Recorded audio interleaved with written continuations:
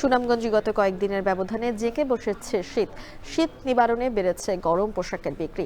এ বিষয়ে জানাতে সুনামগঞ্জ থেকে যুক্ত হচ্ছেন লিপসন আহমেদ। লিপসন, শীতে গরম কাপড়ের বেচাকেনা কেমন দেখছেন একটু জানাবেন।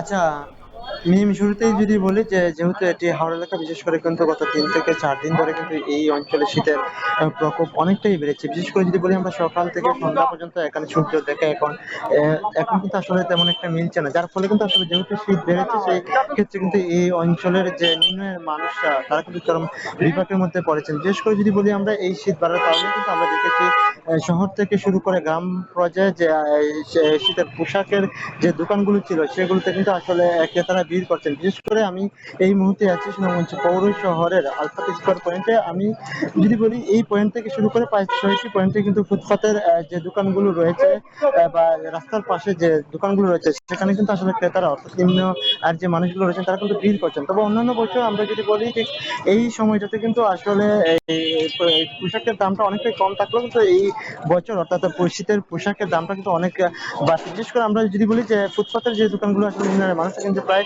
150 টাকা থেকে শুরু করে কিন্তু সর্বোচ্চ 700 থেকে 800 টাকা ধরে কিন্তু তারা কিনতে হচ্ছে।